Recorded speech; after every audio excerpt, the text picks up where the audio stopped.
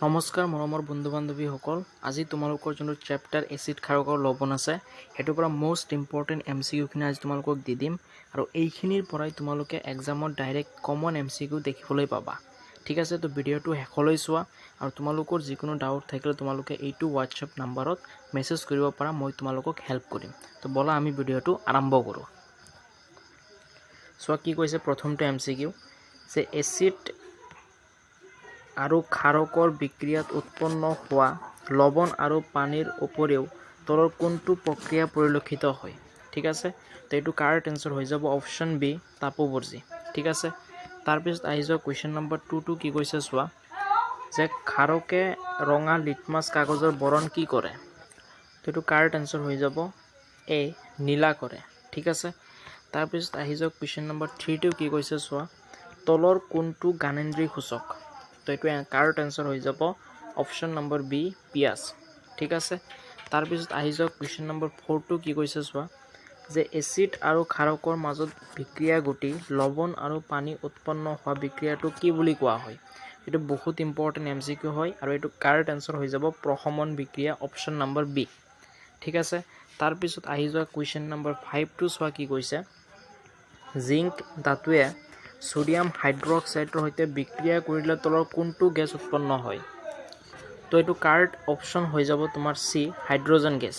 ঠিক আছে, তাৰপিছত আহি যোৱা কুৱেশ্যন নম্বৰ 6টো চোৱা কি কৈছে যে ব্লিচিং পাউডাৰ প্ৰস্তুত কৰিবলৈ তলৰ কোনটো গেছ ব্যৱহাৰ কৰা হয়। এইটো কাৰেক্ট অপশ্যন হৈ যাব চি ক্লৰিন। ঠিক আছে, তাৰপিছত আহি যোৱা কুৱেশ্যন নম্বৰ 7 যে ক্ষাৰকীয় দ্ৰব্য এটাৰ pH-ৰ মান চোৱা যদি ক্ষাৰকীয় হয় তেতিয়াহ'লে 7তকৈ বেছি। ঠিক আছে, আৰু যদি আমলিক সুধি দিলে হয় যদি আমলিক সুধি দিলে হয় তেতিয়াহ'লে 7তকৈ কম হ'লে হয়। ঠিক আছে, যদি প্ৰশম সুধি দিলে হয় তেতিয়াহ'লে এইটো মনত ৰাখি থ'বা যে 7, মানে যদি 7 হয় তেতিয়াহ'লে প্ৰশম হ'ব, 7তকৈ যদি কম হয় তেতিয়াহ'লে আমলিক হ'ব, আৰু যদি ক্ষাৰকীয় হয় তেতিয়াহ'লে 7তকৈ বেছি হ'ব। ঠিক আছে, এইটো মনত ৰাখি থ'বা। এইটোৰ পৰা HSLC 2027 এটা কুৱেশ্যন পাবা, ছেম কনচেপ্টত এটা কুৱেশ্যন তোমালোকে MCQ পাবাই পাবা।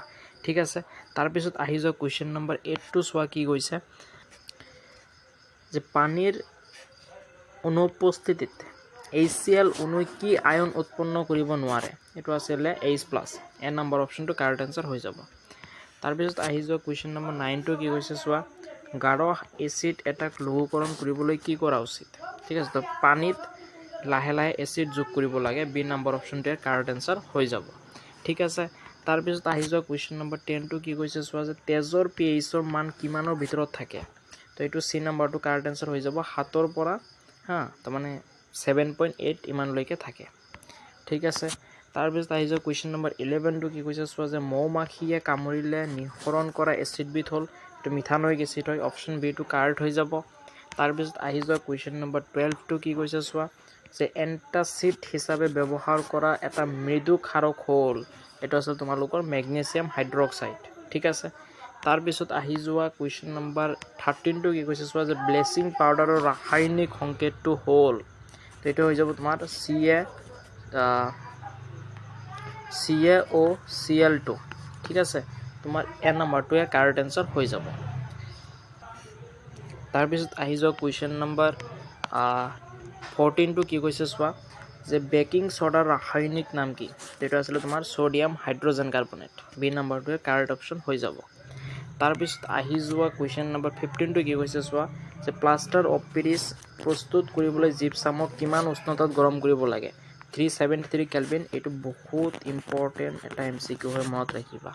ঠিক আছে, আহি যোৱা তাৰপিছত কুৱেশ্যন নম্বৰ 16টো কি কৈছে চোৱা যে কাপোৰ ধোৱা ছ'ডা যোনটো ৱাশ্বিং ছ'ডা আছে ইয়াত স্ফটিক জলৰ অণুৰ সংখ্যা কিমান থাকে। এইটো মনত ৰাখিবা 10টা থাকে, তোমালোকৰ বি নম্বৰটোৱে কাৰেক্ট অপশ্যন হৈ যাব।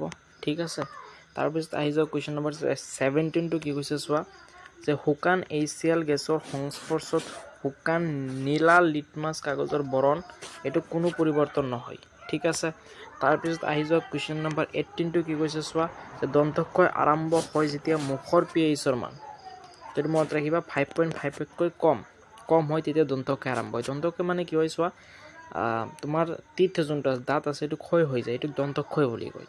ঠিক আছে তাৰপিছত আহি যাওক কুৱেশ্যন নম্বৰ 19 টো কি কৈছে চোৱা তলৰ কোনটো প্ৰাকৃতিক উৎসত অক্সেলিক এচিড পোৱা যায় চোৱা বিলাহীত অক্সেলিক এচিড পোৱা যায় মনত ৰাখিবা সি নম্বৰ অপশ্যনটো ইয়াত কাৰ্ড হৈ যাব তাৰপিছত আহি যোৱা কুৱেশ্যন নম্বৰ 20 নম্বৰটো কি কৈছে চোৱা জিপসামৰ ৰাসায়নিক সংকেতটো হ'ল CaSO4 এণ্ড দুটা পানীৰ মলিকুল থাকে অণু থাকে তো এটা মনত ৰাখি থবা চোৱা জিপসাম প্লাষ্টাৰ অফ পেৰিছ ঠিক আছে জিপসাম প্লাষ্টাৰ অফ পেৰিছ তো এই দুটাৰ পৰাই তোমালোকৰ এটা এক্সামত তোমালোকে দেখা পাবা ঠিক আছে তাৰপিছত আহি যোৱা কুৱেশ্যন নম্বৰ 21 টো চোৱা কি কৈছে যে pH স্কেলত পি আখৰতে জাৰ্মান শব্দ প্ৰটেক্সক বুজাই যাৰ অৰ্থ হৈছে ক্ষমতা পাৱাৰ তো ইয়াত মই উত্তৰ তলত লিখি দিছোঁ তো তোমালোকে এইখিনি চাই লোৱা এটা কুৱেশ্যন ইয়াত আছে সো এটা এয়া আমলিক এইটো মই কনসেপ্ট অলৰেডি তোমালোকক ক'লো যে যদি হাততকৈ কম হয় তেতিয়াহ'লে কি হৈ যাব এটা আমলিক হৈ যাব হাততকৈ বেছি হ'লে ক্ষাৰকীয় হৈ যাব আৰু 7 হৈ গ'লে যদি